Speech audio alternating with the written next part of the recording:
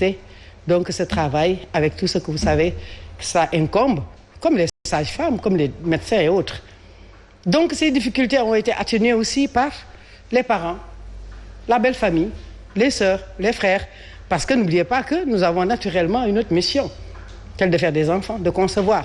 Et nous avons pu, en même temps, donc faire ces enfants, les élever et nous occuper de nos foyers jusqu'à aujourd'hui. Est-ce qu'il y a un traitement particulier pour les femmes qui sont dans la police? Vous évoquiez tantôt les maternités et autres. Est-ce qu'il y a un traitement en faveur des femmes?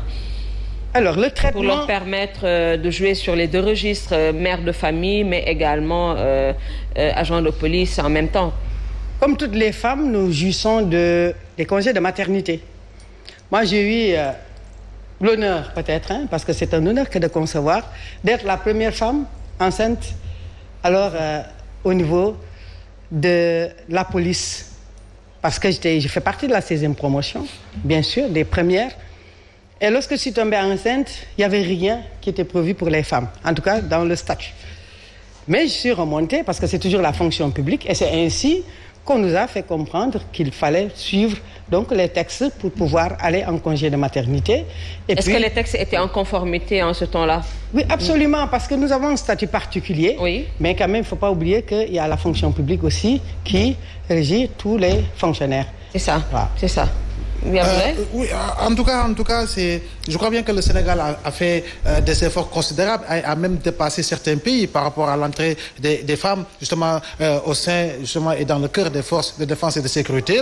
Les femmes au galon, ça, c'est par rapport à la tunique, ce n'est pas à la maison, parce que c'est dans la maison que les hommes, véritablement, ont les galons.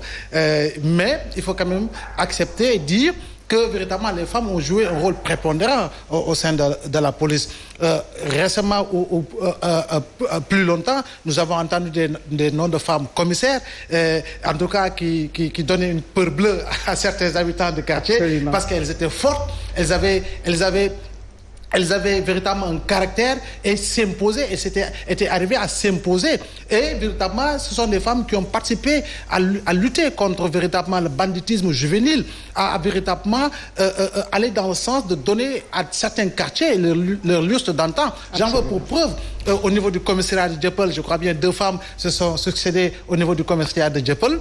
Et ma foi, au niveau des SICAP, véritablement, ce sont des femmes qui ont apporté leur pierre à l'édifice. Les femmes aujourd'hui policières, en 2018, Aly Ngouille Ndiaye, alors ministre de l'Intérieur, déjà parlé de 800 à peu près femmes qui étaient dans la police. Aujourd'hui, les femmes font partie des missions onusiennes et elles servent un peu partout en Afrique et dans le monde. Il y a une femme, Seynabou Diouf, si je ne m'abuse, qui a été lauréate de la meilleure policière de l'ONU. Donc, je crois que c'est véritablement des avancées significatives. Elle a également participé à lutter contre les abus sexuels, comme les violences sexuelles au niveau de la République démocratique de Congo, en servant dans ce pays-là.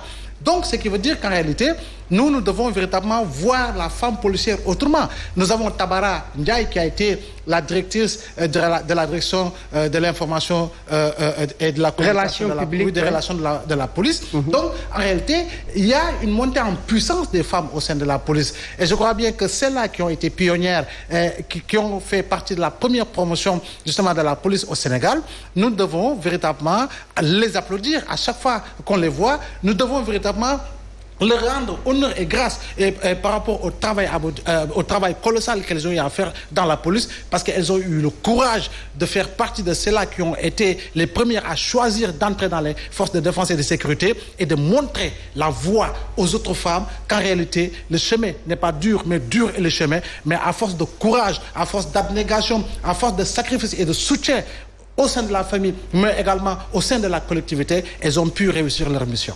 Alors, oui, allez-y, je vous laisse. Allez-y, Major. Merci beaucoup, parce que là, il me permet de remonter un peu plus haut. Parce que la première femme inspectrice générale de la police nationale, Anna Sémou Faye, a été nommée à ce poste. Elle a conduit avec brio. Vous avez parlé de Seynabou Diouf. Avant Seynabou Diouf, il y a eu le commissaire Kodou Camara, qui a été primée pour la première fois, en tant que francophone, comme meilleure femme policière des Nations Unies. Nous en avons beaucoup, qui ont rejoint même d'autres ministères, qui sont devenus même des diplomates il y en a qui étaient dans l'Interpol. Personnellement, j'ai eu un chef de personnel au niveau de la MONUSCO et tant d'autres. Astou Ndiaye, brigadier chef. Pour vous dire que cette lutte dont vous avez parlé, cette défense des biens et des personnes dont vous avez parlé, a été quand même assurée par les premières, comme vous l'avez dit tout à l'heure, et qu'aujourd'hui, nous nous réjouissons de ces nouvelles recrues, de ces commissaires de police, comme vous l'avez dit, qui sont en train de faire de très belles choses.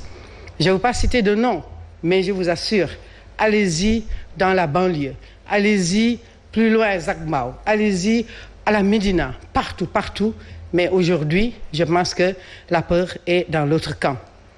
Alors, quel a été l'apport des femmes de la police dans l'atteinte des objectifs, des missions qui ont été consignées à la police?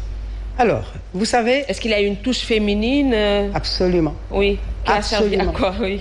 Absolument. La touche féminine se différencie d'abord par l'accueil dans les commissariats de police. Vous savez, lorsqu'on est victime de violences sexuelles, lorsqu'on est victime de viol, mais quelle est la meilleure personne qui peut vous accueillir? Qui est la personne à qui vous avez confiance?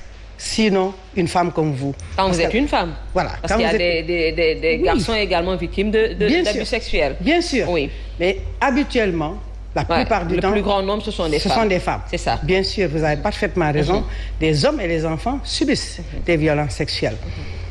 Mais donc, c'est la sœur, c'est la mère qui peut vous comprendre mieux.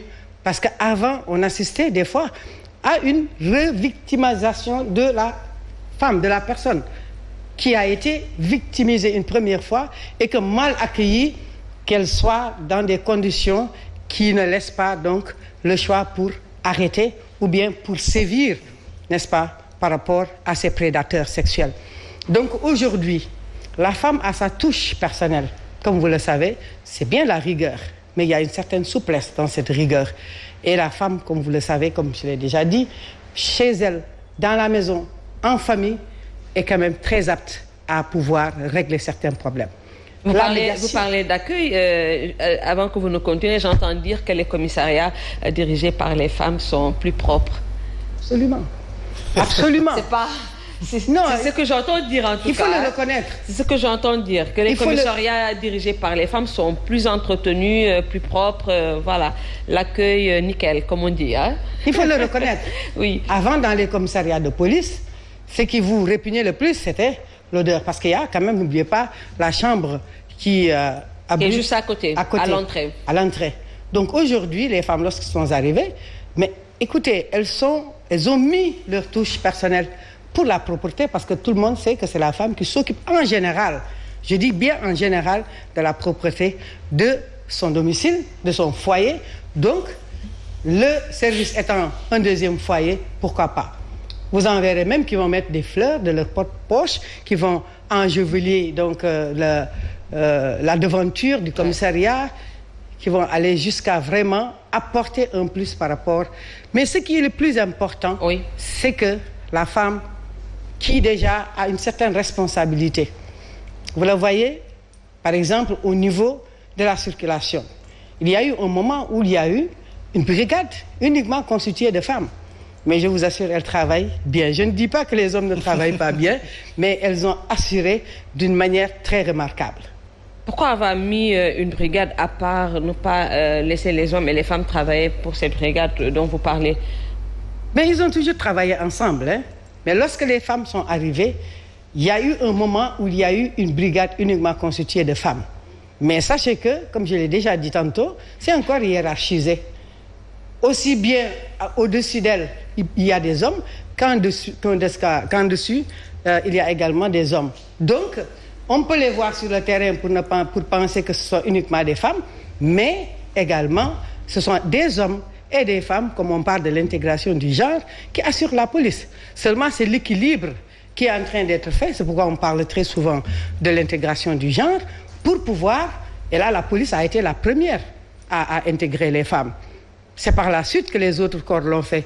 Donc, si on parle de genre aujourd'hui, je pense que la police est pionnière dans les défenses, les corps de défense, les corps, les FDS, quoi. Peut-être qu'on aurait